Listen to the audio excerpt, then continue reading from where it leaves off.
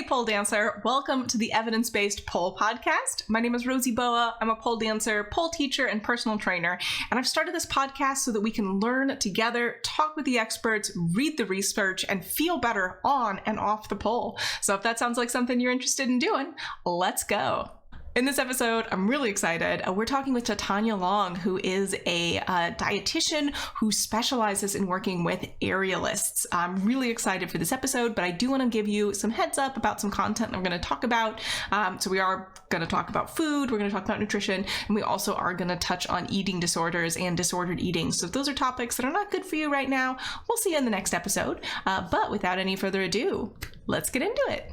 I'm very excited for this conversation now that hopefully all the technical issues are out of the way, knock on wood. I'm joined today by Tatyana Long, who you may or may not know as Fueling Circus on Instagram. Are you on any other platforms as well if people want to go find you after this? Or right now? Look around. Right now, I am just on Instagram, kind of building my website a bit, and then a little bit of Pinterest, but not much, mostly just for the blog to kind of show people where to go. All right, so Instagram at Fueling Circus. And I think what would be a helpful place for us to start our discussion is a little bit about you, and also what does a dietitian, a nutritionist do?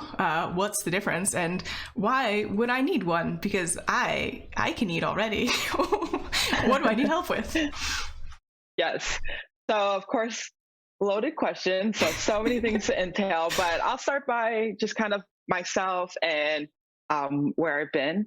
So I have been an aerialist for about 13 years or so.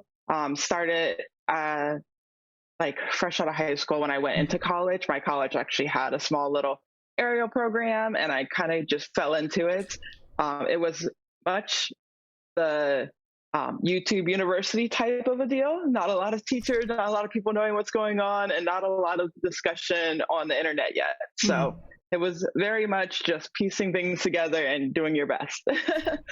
So the world has grown a lot since then, which has been really nice. Back then, I wanted to be a vet. So I was far from athletics and nutrition, and didn't know how to fuel my body at that time, and just kind of was like everyone else in college and just eating whatever I could, mostly what was free. But as I switched out of wanting to be a veterinarian, I decided to get into dietetics. And that process really looked at, I liked being in the athletic world, and I was like, what works with other athletes? I was like, do I want to become a physical therapist? Do I want to do nutrition? Where can I go with that? And that kind of led me down a rabbit hole of looking into all these occupations and finding what I liked. So I eventually landed on nutrition and fell in love. I liked all parts of nutrition, from clinical to food service, the community aspect. There's so many areas to work with and lots of different people to impact, and I really like that aspect of it. So that's where I fell into nutrition. It was a long road. I already had done 4 years because I wanted to be a vet. So I pretty much had to start over to be a dietitian. So I went to 3 more years of undergrad and got another undergrad degree. And then I got matched to a master's internship program. So I'm in Florida now. That's where I did my undergrad. I got matched to a program in Texas. So I was in Texas for a few years doing my master's, doing a 1,200-hour internship where I got to see all the different areas of dietetics and learn a little bit more focus. And then because during that time, I knew I wanted to work with sports, with athletics, with the recreational population in general, I did more internships after my internship and did some focuses with athletics. So I did a little 3-month stint at Exos training facility and got to work with a lot of different pro athletes and athletes straight out of college wanting to go pro. So that was a very interesting learning experience, and with a veteran RD, so I got to pick her brain a lot and learn a lot more things that I didn't know from my program. And from there, I went into collegiate athletics and did a year internship with a university. This one was at North Texas. So that was really good as well. You don't get a lot of sports information, knowledge, and anything really with your just normal internship. So doing these extra things really helped solidify what I wanted to do and learning a little bit more about performance and how nutrition and health and performance go together. So lots of hours of learning, which I'm still doing to this day.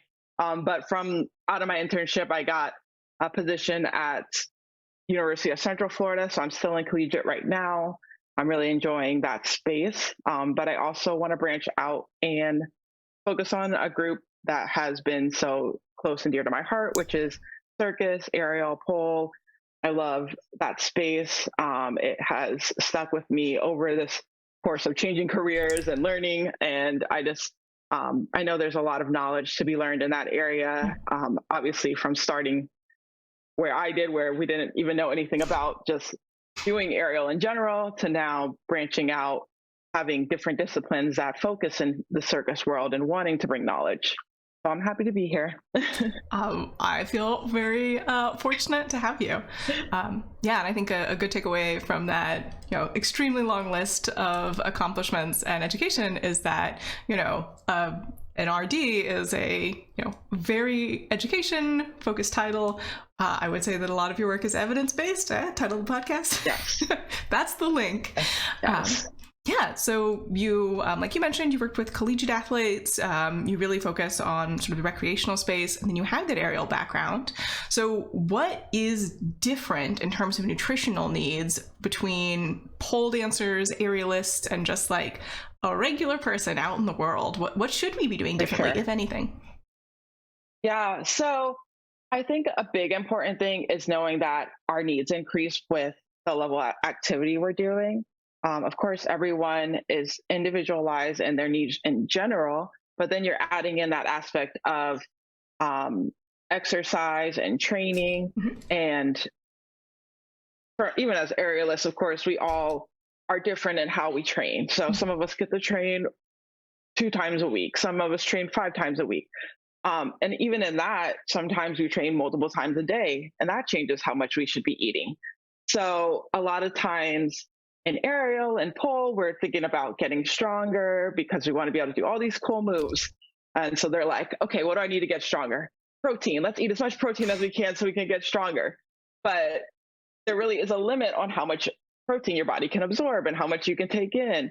And that is, yes, individualized, but we can get a broad idea of what that looks like for us, and be able to take that knowledge and that confidence and be able to use it for ourselves. So me as a practitioner that wants to reach a lot of people, but can't necessarily be there and teach each person how to eat, I'm trying to create a space where I can provide at least the confidence for each person to be able to fuel themselves. So maybe you have some more individualized needs, and then you might have to reach out to someone a little bit more for one-on-one. But a lot of time just starting from the basis, just like you do with aerial, starting from just your beginner classes and then building on that and seeing where that takes you and if you need that more detailed help. So I think the biggest thing is fueling enough. Mm-hmm. I feel like when we can get to people fueling enough, then we can build off what does that look like to focus on different parts of that fueling too. Because definitely, especially with social media these days telling you, oh, you only need this many calories or you only need this much, or carbs are bad, fruit is bad, it's important to kind of weed through all of that red flags going on and figure out what's real, what do we need to do? It's not complicated necessarily. It's just, we can't listen to everything that's on the internet. We got to focus on the basics and then build on that. Yeah, I think that is a great life lesson for us all to take with us, not to just listen to everything on the internet. And this is on the internet too, but I mean, hopefully you can cross-reference anything that we talk about. You can, obviously we have a fabulous expert here with us today. I hope for this to be a trusted source. So talking about fueling enough, and that being a really big hurdle, I think especially maybe in the pole space a little bit more than the aerial space, there is certainly a greater focus sometimes on being skinny than being strong or being, sufficiently fueled. So how do you know that you are fueling enough? What are some signs that you would look for that maybe think about adding a little bit more, topping up a bit? Yeah, for sure. I do think when you say the pole community, I think the fact that it's easier to wear less and perform better in that space, that sometimes that leads us to criticize our bodies more. Yeah. We're always looking at mirrors to help us get our like just to see what we're doing, feedback. basically. Yeah, get our feedback on just like our aesthetics for what we're learning. But that also leads our brain to thinking about our body, which it's really hard to separate those two things, especially in the world that we live in right now. Mm-hmm. So even as we try and build off of body positivity, you got to really focus on, what am I trying to do? If you're thinking about your training, that'll help. So you have all these goals in pole. What's going to get me there? Not the way your body looks. It's going to be the way your body fuels, the way you put into your training. Those are the things that are going to get you there. So when it comes to fueling your body enough, things you got to look at is, how do I feel at the start of my practice? If you're hungry before you even start, then that's an issue. Because if you're hungry, your body's already not fueled. There's not enough to go on. If you're getting hungry in the middle of your practice, then you need to make sure you're fueling during practice. So maybe you didn't fuel enough before, or maybe that just means you have longer practices and you need things during practice. Our bodies really can only go so long with our fuel sources before we have to add something in. So if you have 2-hour practices, you have to eat during that time, especially if they're full on pole practice and not like a stretch class or a small, like a walkthrough that you're not actually getting on the pole and doing a lot. So it's important to think about the level of activity you're doing and then fueling based on that. And then remembering that carbs are our biggest source of fuel, no matter what kind of exercise you're doing. That's what's going to be fueling those higher intensity exercises. So you need you need to up your carbs based on how long you're doing practices, how many practices you're doing, and then how intense the practices are. I know you did mention like symptoms. Other things to look at besides like the feeling of hunger is your period for women, or others who menstruate. Like that is the hugest area to look at. If you're losing that, then you already know that you haven't been fueling properly for at least a bit of time, depending on how long it's been. So you should have some consistency there. That's a big area we look at for anyone in that space, but also how your hormones are playing. How are you feeling emotionally? Do you feel like, you get hangry, right? So if you're feeling hangry all the time, that is a sign, that you might not be fueling enough. So there's lots of little things individually, but those are definitely two big ones, having that energy. And then if you're feeling like you're plateauing all the time, you might not be putting your body into giving your body enough to help it move up. You feel like you're putting in all this extra training, but then maybe you're not fueling that training, so your body can't do more. Yeah, it's like trying to run a car on empty, right? It might like coast for a little bit, but it's not gonna. Cars don't build muscles. Weird analogy, but it's true. We use that analogy so much. It's like putting gas in your tank. You've got to do it. Yeah, we can coast for a long time, but your gas tank's going to do a lot better if it's full. And you're going to be able to go further without worrying. So that helps for sure. Especially if you need power, like if you're towing something or you're moving your body around in a very physical way vertically. Big requirements. Yeah, so sure. Just to pull together those threads for folks who are like, I wish I'd been taking notes. You can always listen back to this and take notes. I'm not going to stop you. Paying attention to how you feel, particularly any hunger signals before or during training. Good time to top up. Eating during training if you're doing a long training, if you're noticing you're plateauing, or if you're increasing your exertion. Just increase a little bit. Definitely. Yeah, and you also mentioned a number of times sort of individualized needs, and something that comes to mind for me is things like dietary restrictions or allergies. But what other sort of individualized what other things would you think about in terms of that? So we have guidelines that we can use and be like, oh, you need this X amount of protein for this body weight. And for the most part, that's a good general guide that we can use and we can give out to our clientele to fuel themselves and get in a good area. But if I was working with them personally, I'd be able to kind of change that a little bit differently for them based on their body composition may be a little bit different. The way they digest different things is a little bit different.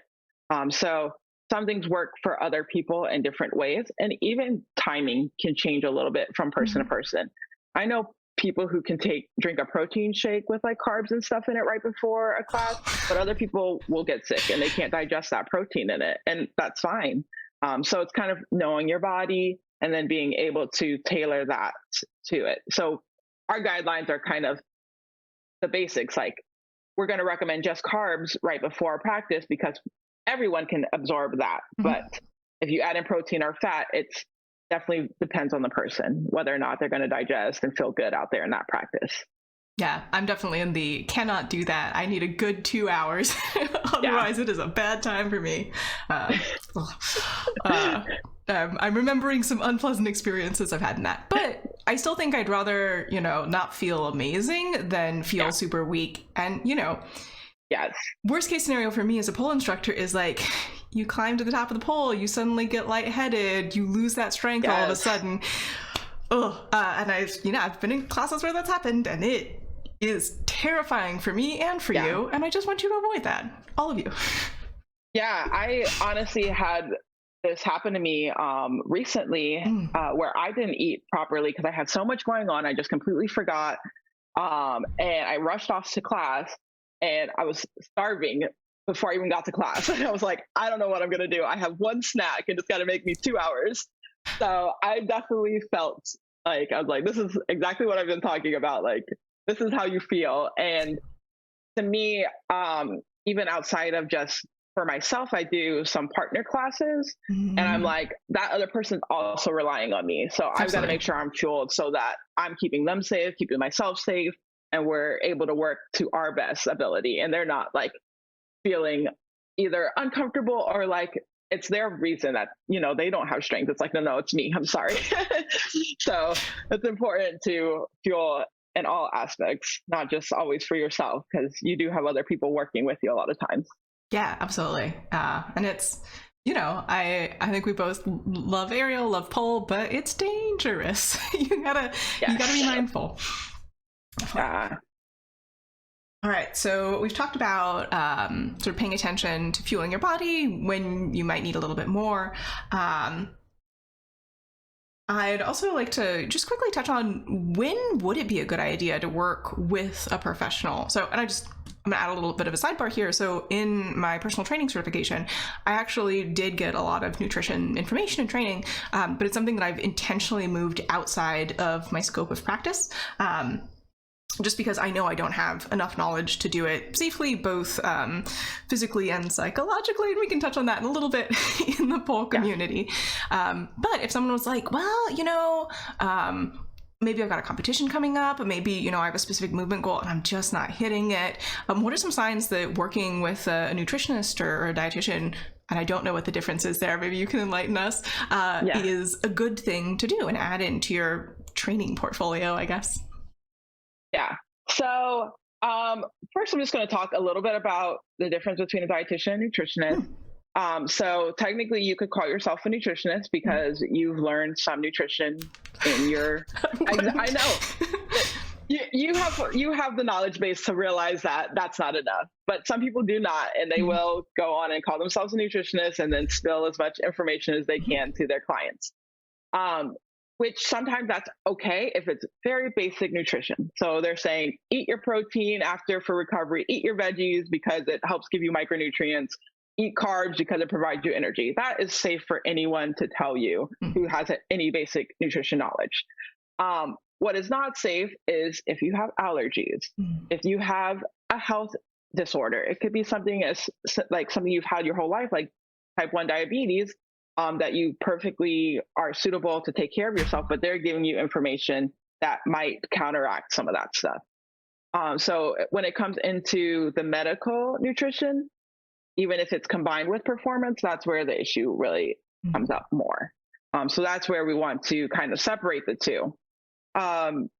When's a good time to see a dietitian? Honestly, there's no bad time to see a dietitian, because if you need guidance, that's what they're there for. They help you set goals. They help you stay on track. They're going to help you do what you want in your nutrition, but then guide you with evidence-based information to make it safe and easier for you. So it's more like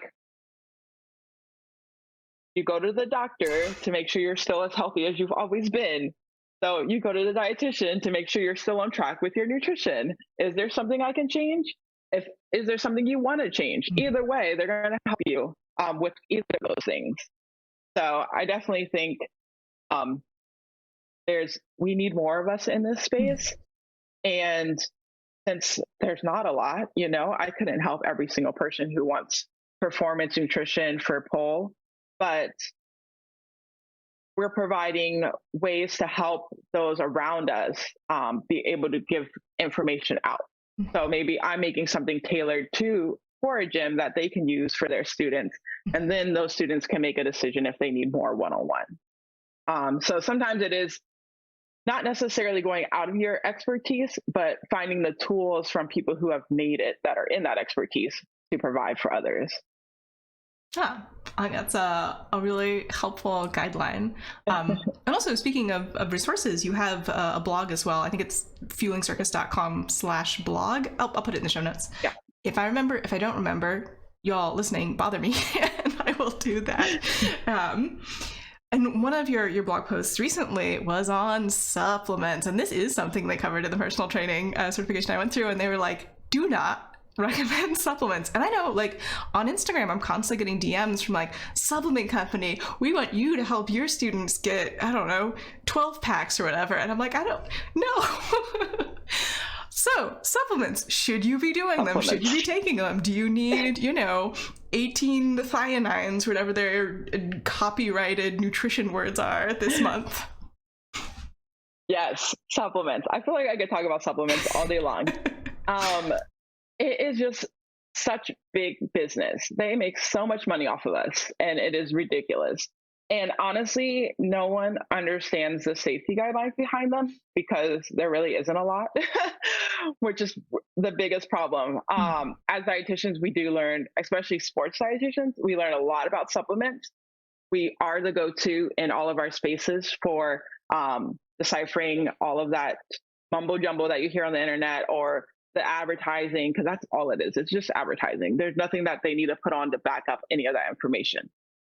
But as a sports dietitian, I am very much one of those food first, but not food only. So I do believe supplements have a place in our realm, but you have to do it safely. You have to pick the ones that are evidence-based and have shown more pros than cons. And then determine, this is kind of where it gets a little bit more one-on-one, determine if you even need it. So we waste a lot of money on supplements that we don't need. One of the big ones tends to be branched chain amino acids. There's so much information out there on there, but almost everyone I work with gets plenty of branched chain amino acids from just the basic protein that they're eating throughout the day. And it's more important to get protein throughout the day than at that one burst anyways. Your body uses it a lot better. So I do think supplements are important and useful for all athletes, but not all supplements are useful for all athletes. So definitely check out the blog post. I plan on doing a lot more on supplements. I'm trying to do a big one on identifying the safety for yourself, regardless of which one you choose, and feeling more comfortable with knowing which supplements are third-party tested and the things that they're putting on the label are what's in the supplement. So I definitely think that's an area that a lot of people don't understand and think that, oh, well, my friend used it and they've been fine, is an acceptable excuse. So Yeah, definitely. lots there. Definitely. And even things like vitamins, right? I like to think about vitamin A. Like if you're not getting it, huge issues, up to potentially blindness. But if you have enough and you take it anyway, you can also get issues, right? So finding out where you are and then making sure that you're staying in that sweet spot for yourself and your body and your performance needs is not trivial. And you can't do it just by being like, I feel like I need vitamin A. That's my guess. Yes. Your body will tell you if you're very deficient on things, but it's hard to know when you're at a right spot and when you're in that little middle ground where you could use a little bit before you're getting some severe deficiencies, or if you're getting a little too much before you get to the point of severe toxicity. So like the extremes, we'll know, but we don't want to get to those extremes. We want to stay in that middle happy ground. So it is important to, if you can, looking up, getting your levels done, that can help you before making any decisions, especially with the big ones like the fat soluble vitamins that you can easily get to toxicity levels. We definitely want to be safe. Yes. Yeah. Moderation, and I think talk to, say, a dietitian if that is something that you are thinking about, or your primary care provider as well, and they could refer you if that's For sure. Yeah, and a lot of the primary carers can do the testing levels in the blood too as well, so that's helpful. Yeah, definitely. So keep an eye out for those extra blog posts, which I'm looking forward to as well. And I will not recommend you supplements. That is not my job. Also, stop trying to make me sell them, random Instagram people. I'm not going to do it. I know.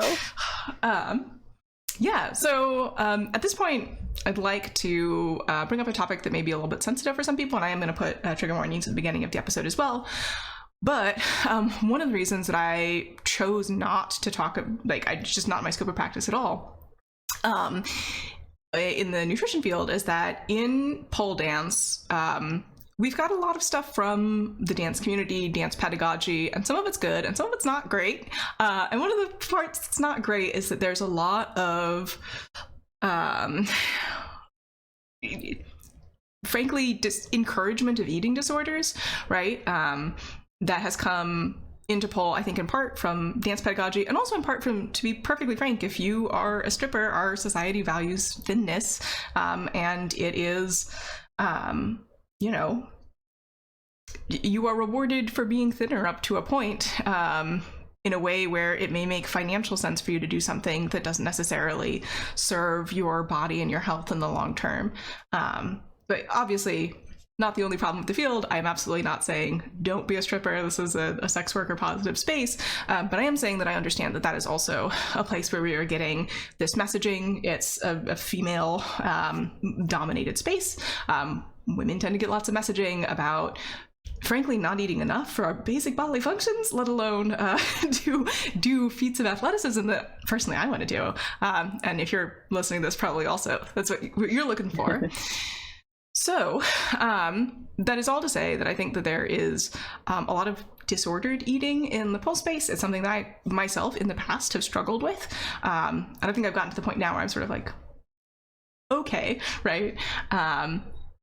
But yeah, obviously very challenging. So as a professional in this space, what are some things that you would encourage people to look out for as potential warning signs in themselves?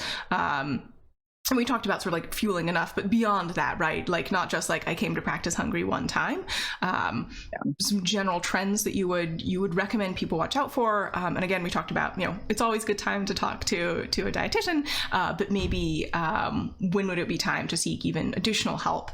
And also, if this is you right now and any of this sounds familiar, I hear you, I see you, you can absolutely get better. And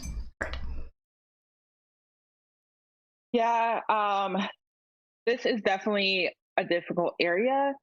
And it's because, well, one of many areas, but it's disordered eating and eating disorders. We don't necessarily like to completely separate the two, because a lot of people will say, oh, well, I don't fall into any of these eating disorder categories, so I'm fine.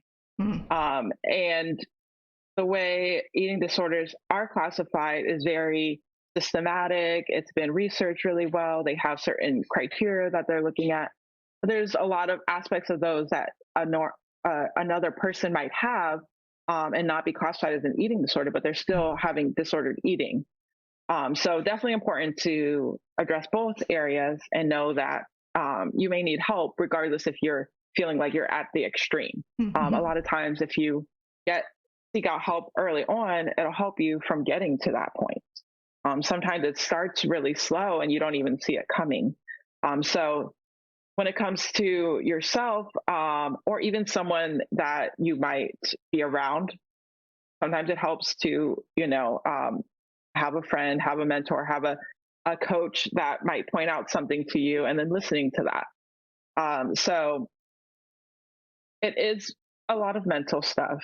Yeah, food is a huge part, but it's going to be your self-talk, listening to that, how you are talking about food, listening to how your relationship has developed with food. Do you feel like you're avoiding certain things? Is there a certain type of food that you'll either not eat at all or you'll only eat at a certain time? Does it affect maybe your relationships? Are you not going out to eat with friends because you've decided that certain restaurants they go to is unacceptable for you? So it is different. There's different aspects to it. It's not just about losing or gaining weight. There are many people who have eating disorders that their weight stays consistent. Some gain weight, and then some lose weight. So weight can't be your biggest factor in whether or not I'm having an issue. That's just one little aspect. And our bodies are really good at holding on to what we have and kind of staying in the same space, regardless of the stress response going on, regardless of the restrictions that could be going on. Your body's still going to try and hold on to what it can and not change weight. So it's important to see how you're fueling, making sure you are consistently fueling each day. Are you often skipping meals? Are you feeling lightheaded throughout the day? So there's lots of aspects, and then it's a matter of, is it happening regularly? Yeah, you might skip a meal one day and not feel so good, but then and you do better. But it's about that constantly occurring multiple times, constantly having that negative thought, constantly having that bad relationship with food, and then knowing that something's going on. Yeah, the pattern of behavior and how it's negatively affecting you. I mean, my studio motto is that pole should make you feel better, and if you are making yourself feel worse under the idea that it will make your pole better, I would discourage that. I would discourage that. Yeah, we got to take care of our bodies if we want long-term careers, whether that's recreational or professional, within this space. Absolutely. Our bodies are what get us there. We got to treat it right. Definitely. I mean, I thoroughly intend to still be pole dancing when I'm 70, and getting there, that is a long game. You got to take care of the body. You got to be thinking about it. And it's something that I don't know that my students necessarily pick up on this. If you've taken class with me, let me know if you pick up on this. But it's something that I build into my programming, right? I'm like, this is joint support for me and you. 10 to 15 years from now, we're gonna be happy we did this. So, yes. All right. So we have covered a lot today. We've talked about your story, a little bit about what dietitians do. We've talked about how to know, when, some signs that maybe you want to add a little bit more food to your training. You're training food as a result of what you're noticing in your training. We've talked about supplements. We've talked about eating disorders and maybe some signs to look out for that might be, or disordered eating. That might be something that you or someone around you might be in danger of. And I think that is probably enough. I would love to keep talking with you, but I do want to keep this episode a manageable length in the editing. So we mentioned you can find Tatyana at Fueling Circus. And it sounds like you're not taking on a whole lot of individual clients, but if people did want to work with you, how would they do that? So right now, I think the best way, especially if you're on Instagram, DMing me, and then setting up just like a small call where we can see if there's something that I can help you with or give you a little guidance to find exactly what you need. If you're on my website, I also have a little area where you can sign up for a little 15-minute conversation with me. So either of those would be good. I don't have a formal program yet set up yet, but I am in the works to decide on what I feel like would fit the community best. If you have any ideas and want something specific, let me know. But definitely still in the work. But I am open to taking any of your questions or a little bit of help if you need it, reaching out to me, and I definitely will do my best to help. Definitely fabulous. And I know you just got started on this sort of this business, so I predict that you are going to be extremely booked soon. So if anyone's listening and you're like, oh, I could really use Tatyanya's expertise, get in there, get in there quick. Yes. Well, it's been fabulous talking with you. I'm just delighted you agreed to come on. I think this has been a super valuable conversation, certainly for me and probably everyone else watching, but like very selfishly, part of the reason I'm doing this podcast is because I want to talk to cool experts and learn stuff. So, thank you very much for joining me today, Tatyana. Thank you for everyone who is listening, and I will see you in the next episode. Bye. Thanks so much for joining me today, pole dancer. This podcast is a production of Slink Through Strength, the inclusive, evidence-based online pole studio. So if you're looking for a place to train, either off-pole conditioning and flexibility, or learning pole tricks and refining your pole movement, you can find us online at slinkthroughstrength.com.